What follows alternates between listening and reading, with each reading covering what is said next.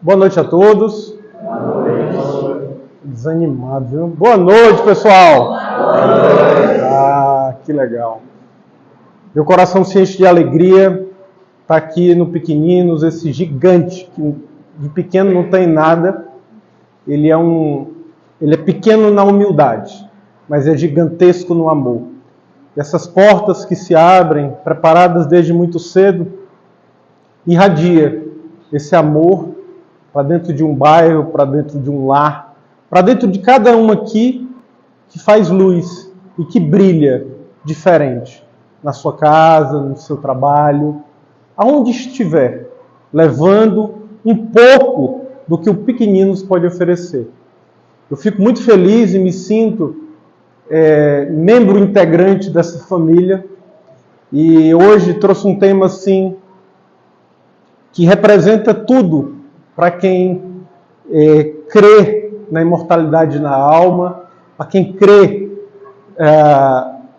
em Deus, quem crê na geração de abundância na nossa vida.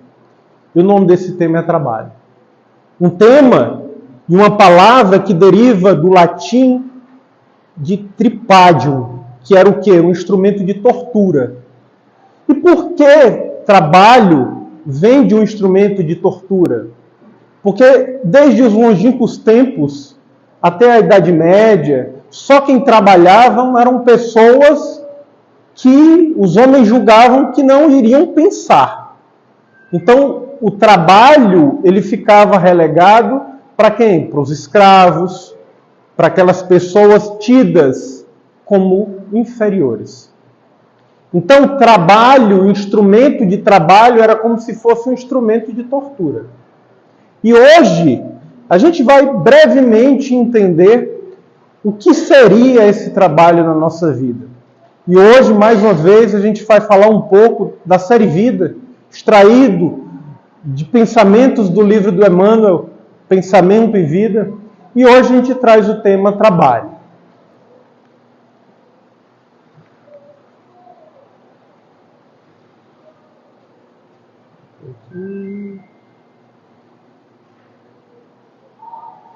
O que relembra essa figura?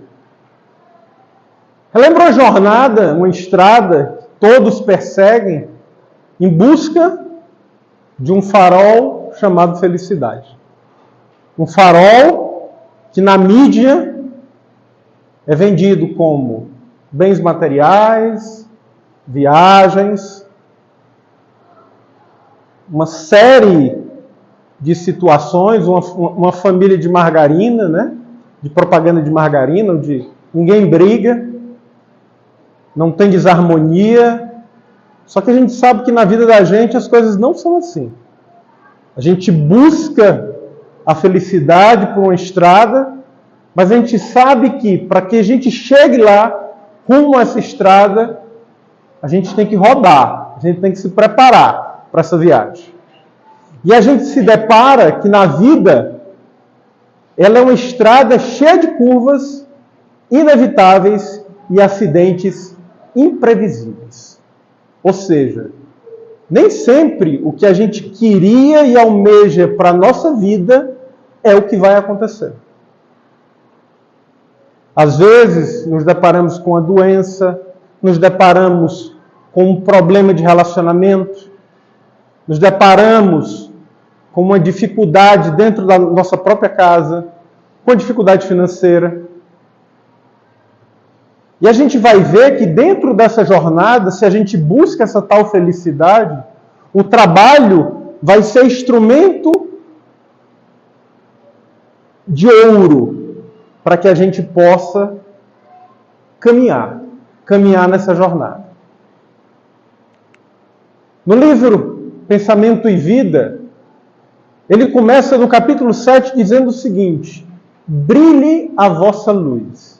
Se nos propomos retratar mentalmente a luz dos planos superiores, é indispensável que a nossa vontade abrace espontaneamente o trabalho por alimento de cada dia. Ou seja, se a gente quer se elevar para um nível diferente, a gente precisa entender que a vontade, tema este que a gente tanto já discutiu aqui, o gerente do espírito, ele precisa ser um alimento diário da nossa prosperidade na vida. Seja ele na vida física, seja ele na vida espiritual. E a gente vai ver, para a gente ter os nossos sonhos realizados, sejam eles materiais ou não, porque muitos de nós rogamos ter, muitas vezes, só um pouquinho de paz. Quantos estão hoje na frente de um prato de comida de R$1.000, mas que não conseguem comer porque choram tanto e não conseguem desfrutar daquele prato? Então, nós vivemos esse paradoxo de uma sociedade envolta de bens materiais, que a gente sabe, como espírita, que não tem problema nenhum ter esses bens, mas que a gente também sabe que isso não vai ser sinônimo de felicidade e de garantia de uma vida plena e abundante. Porque tem gente, como eu sempre digo, que é tão pobre, que a única coisa que tem é dinheiro.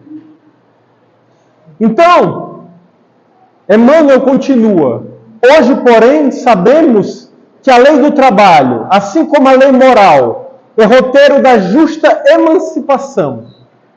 Ou seja, quer ser livre, busca o trabalho. Sem ela, o mundo mental dorme estanque. Ou seja, a gente para de evoluir mentalmente. Fugir-lhe aos impositivos é situar-se à margem do caminho. Por esses dias, eu escutei uma coisa tão interessante. Minha esposa me comentava algo que algumas pessoas comentaram com ela que não gostavam muito de algumas exposições que elas e alguns colegas de trabalho no campo da psicologia, no campo do advento profissional, faziam, porque eram perguntas que faziam elas pensarem demais.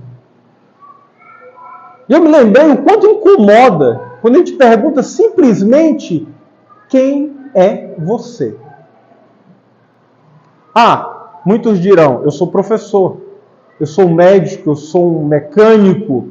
Mas quem é você tirando isso? Quem é a sua essência? Então, parar para pensar sobre isso dói. Parar para buscar esse trabalho interior é difícil e solitário. Então, que a gente não fuja disso, porque é impositivo e a gente vai ficar na margem daquele caminho que a gente chama de felicidade. Então, se a gente busca o caminho da felicidade, a gente tem que buscar encontrar um propósito. Mas eu sou cabeleireiro. Tem um propósito na vida. Eu sempre digo, todo profissional que lida com outro, seja ele um cabeleireiro, seja ele uma pessoa que trabalha com a parte de unhas, seja ele uma pessoa que, enfim, um farmacêutico que trabalha numa drogaria, ele é um pouco ali de um psicólogo. Ele é um pouco ali de uma pessoa que lida com anseios, com medos, com dificuldades, e que as pessoas se abrem. Então, o carro da evolução, ele marcha de forma inflexível. Então, se a gente não quiser evoluir, a vida vai nos empurrar. Com caráter inflexível, deixando a retaguarda atrás da gente, quantos que se amalgam à preguiça. Ou seja, a pessoa se cristaliza naquela posição e naquela situação de dizer, eu nasci assim, eu vou morrer assim, e aí entra com a síndrome da Gabriela, e muitos ainda dizem, como na minha terra, pau que nasce torto, morre torto. E aí a gente corrige. Pau que nasce torto, se a gente colocar um arame, a gente consegue desentortar. Então, são crenças que nos limitam e que foram nos impostas muitas vezes ao nosso crescimento. A mudança de mindset, a forma de pensar diferente, vai fazer toda a diferença no nosso caminho do prosperar. Não vale, contudo, agir por agir. E o que é agir por agir? É fazer por fazer, sem propósito. A gente precisa buscar um propósito na vida. As regiões infernais vibram, repletas de movimento. Ou seja, o mal também faz. Ele age. Só que ele não tem propósito. Ele não tem amor. Além do trabalho, obrigação, que nos remunera de pronto, é necessário que tenhamos o prazer de servir. É importante que a gente tenha um trabalho, mas que a gente possa também se alegrar em ser útil para o outro, caminhar com o outro, porque a gente vai buscar ali uma alegria que não tem preço. Um prazer que só poucos podem saber o que é, aqueles que o fazem. E eu me lembro uma história, quando a gente fazia uma escola de paz, lá no Ceará, lá na nossa terra, no JEP, e era uma escola de evangelização infantil, e o que acontecia? No mesmo domingo, os pais se reuniam em turmas. E eu lembro que a gente discutia questões que envolviam o espiritismo e que envolviam a família, e a gente resolveu fazer uma atividade de montagem de cestas básicas, né? Gente, foi um negócio maravilhoso. Aqueles pais que nunca participavam e que iam ali deixar os filhos, começaram a agir de forma diferente. A gente começou a montar a cesta e de repente faltou arroz. As pessoas foram comprar macarrão, foram comprar óleo, foram em casa e elas foram se contagiando com aquilo. Porque quando a gente faz, quando a gente sente, a gente tem vontade de fazer mais. Então a gente precisa sair dessa inércia para que a gente possa se alegrar no servir. E aí a gente vê a caridade. E a gente se questiona se a gente faz caridade ou se a gente é caridoso. Quanto de nós nos preparamos para fazer a caridade? Em dizer, hoje eu estou fazendo tudo errado, mas amanhã eu vou ficar tranquilo, que eu vou no centro, vou fazer caridade. Já é o começo. Mas será que a palavra certa para caridade, que exige envolvimento com o amor, é fazer caridade? Ou sim, ser caridoso? Caridade é muito mais do que fazer, é ser. E essa questão eu queria que vocês pudessem deixar gravado. Quem estiver desdobrando aí, acorda agora, por favor. Pelo menos isso leva, né? Se questione, fazer caridade ou ser caridoso? Pessoas convertidas ao Evangelho do Cristo, a Boa Nova, se consagram inteiramente ao serviço com o objetivo de amparar os companheiros necessitados. Quem já sentiu um vazio? Um vazio que não tem jeito. Ao se perguntar a Divaldo, ele fala que a maior alegria da vida dele é servir. E realmente, quando a gente está a serviço, muda a realidade na nossa vida. O trabalho-ação transforma o ambiente. O trabalho-serviço transforma o homem. As tarefas remuneradas conquistam o agradecimento a que lhes recebe o concurso, mas permanecem adstrintas ao mundo. Ou seja, o que a gente faz, o trabalho que a gente executa com as nossas mãos, que nós somos remunerados por isso, fica restrito ao mundo. André Luiz já diz: o bem que tu fazes é advogado em qualquer lugar. Mas permanece somente ao mundo nas linhas da troca vulgar. A prestação de concurso espontâneo, ou seja, o fazer pelo outro, sem qualquer base de recompensa, desdobra a influência da bondade celestial que a todos nós nos ampara sem pagamento. Porque o pagamento maior é esse sentimento que nos transborda e que nos enche de amor, pelo simples fato de servir.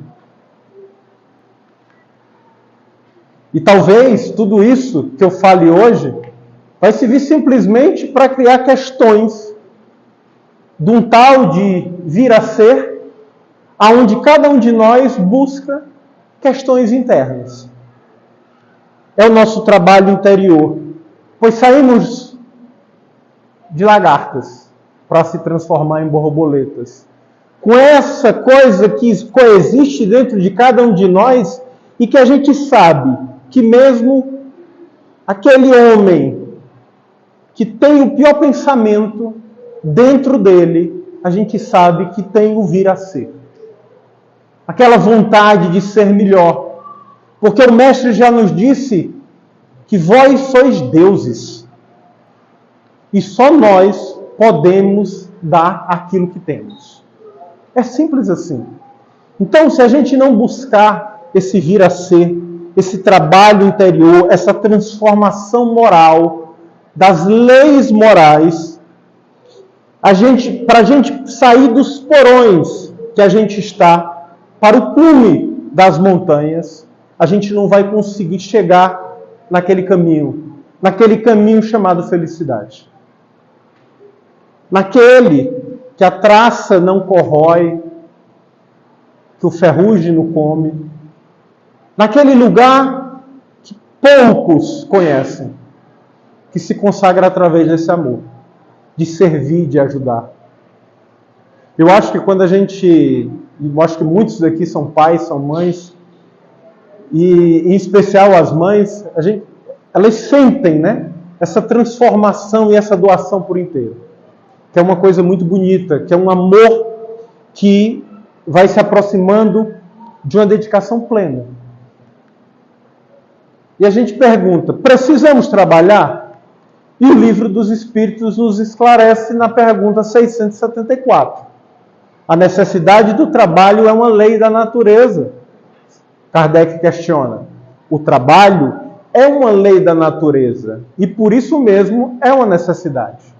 A civilização obriga o homem a trabalhar para que as suas necessidades sejam cumpridas. Ou seja, a gente precisa comer, a gente precisa se vestir, a gente precisa ter uma casa, a gente precisa ajudar o outro. E para isso a gente precisa trabalhar. A gente precisa organizar o nosso ambiente familiar. Então, isso é tão mágico que a gente vê que um dos sintomas que a pessoa está doente é que ela começa a passar a deixar de cuidar de si mesmo, de cuidar das coisas dela, de cuidar da casa. Lá em casa está um problema, mas é porque a gente tem trabalhado muito, mas amanhã é dia de faxina. Então, quando você vê uma pessoa que está depressiva, você vê que ela é tudo largado. Ela não cuida mais de nada, ela não cuida nem mais de si. Ela não consegue trabalhar. E Kardec questiona, na pergunta 675, só devemos entender por trabalho as ocupações materiais? Não. O espírito também trabalha, assim como o corpo. Em que momento? Em toda ocupação útil é trabalho, porque tudo trabalha na natureza. Vocês agora estão trabalhando. Agora vocês estão se sintonizando. Agora cada um de vocês, pelo menos aqueles que não desdobraram ainda, estão refletindo e os neurônios de vocês estão recebendo esses questionamentos. E a pergunta é, se sabemos, por que não fazemos? Porque nós somos crianças espirituais ainda. Por que a gente não faz? E a doutrina, essa doutrina é uma doutrina de pergunta ou uma doutrina de resposta? Porque muitos de vocês talvez vieram aqui hoje atrás de respostas. Só que a gente tem que se lembrar que a doutrina espírita é uma doutrina de perguntas. Tanto é que o primeiro livro é de perguntas. E eu quero deixar vocês aqui com perguntas. Porque pense num bicho perigoso palestrante. Ele quer convencer vocês de tudo. Mas o objetivo aqui é despertar em cada um uma semente. Para que talvez um dia ela venha a florescer. Talvez isso demore. Talvez isso leve até uma encarnação inteira. Mas essas sementes irão florescer. Então, quando a gente se pergunta por que a gente não faz, a gente começa a ver as nossas fugas para procrastinar o início do trabalho. A gente foge pelo excesso de trabalho material, a gente foge pela nossa vaidade, pela falta de esperança, por achar que a gente só tem que servir a nossa família, por uma série de coisas. A gente foge de trabalhar. Essa é a verdade. A gente busca o conforto. E a gente vive num mundo que defende isso. Minha esposa, acredito que vocês sabem, é psicóloga. E todo dia ela recebe convites de pessoas, né, que querem ser atendidos, mas que querem pagar para terem uma vida diferente, para serem curados. Será que na casa espírita é diferente? Quantos de nós já nos deparamos com situações de pessoas que vêm até aqui, procuram o tratamento espiritual e quando descobrem que esse tratamento, a base dele é a reabilitação moral de si mesmo, o cara, vai embora. Por quê? Porque dá trabalho. É mais fácil dizer que é o outro, que é o vizinho, que é a mulher, que é o menino, que é o chefe. E aí a gente começa a terceirizar e fugir de fazer alguma coisa. E também tem a masmorra da perfeição. Essa daí eu sofri muito. Qual é? Eu não sei falar. Eu gaguejo. Eu não vou dar palestra. Meu amigo, se você esperar ser perfeito, você não começa nunca. Venha para cá, venha dar um abraço ali na porta, entregar um folheto. Venha buscar ser gentil com as pessoas que você mora, com as pessoas do seu trabalho. Mas eu não sei. Começa. Mas senão você é mentiroso. Começa mentindo. Porque o mentiroso não é assim. Ele mente tanto que ele começa a acreditar que vira natural. Então começa a mentir pro bem. Começa a ser gentil. Não espera ser perfeito. Porque a gente tem que entender que é a nossa prática que leva à perfeição. A mudança de hábito é que vai transformar a nossa realidade. E a gente não pode ser o espírita de pijama. Aquele que estuda 1, 2, 5, 10 anos, mas fica ali. É a indignação de braço dado com a inércia. É aquele cara que critica, que entra na rede social, que assiste todas as palestras, mas que diz, não, o Divaldo não devia ter dito isso. O Haroldo também não devia ter dito isso. Ou então é aquele que diz assim, puxa vida, eu fui num centro e o cara falou sobre cromoterapia. Que absurdo! Isso não tem no livro dos Espíritos. E o cara critica. O cara só critica. A pergunta é, o que é que ele está fazendo? O que é que ele está trabalhando?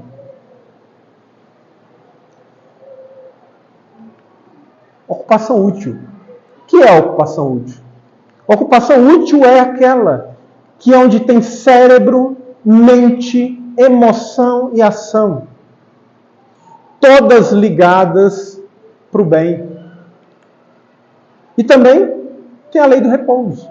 Porque trabalhar é bom, mas repouso tem que ser da lei.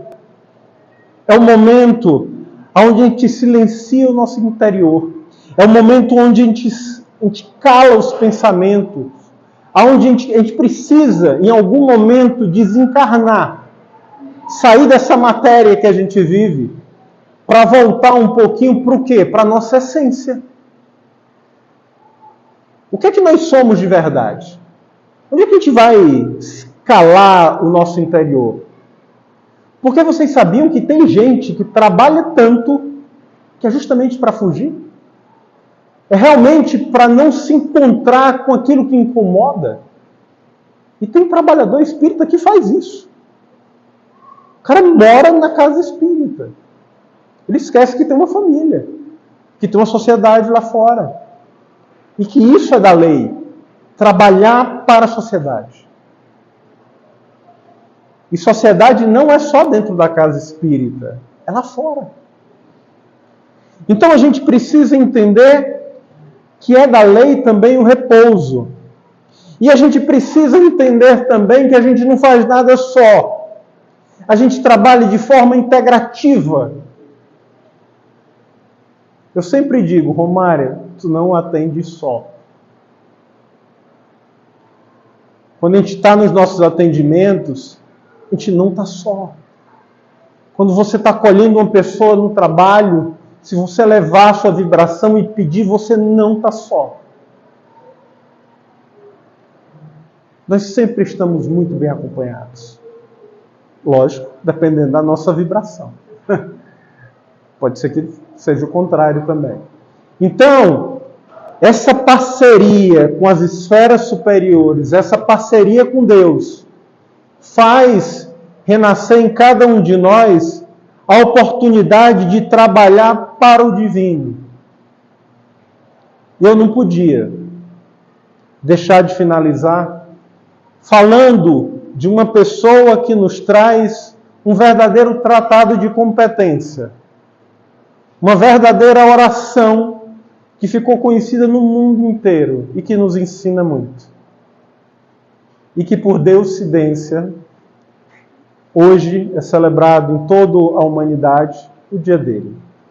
Francisco de Assis. Quando ele fala que, Senhor, fazei de mim um instrumento de vossa paz. Ele fala onde houver ódio, não que o Senhor leve, mas que eu leve o amor. E isso é lei do trabalho.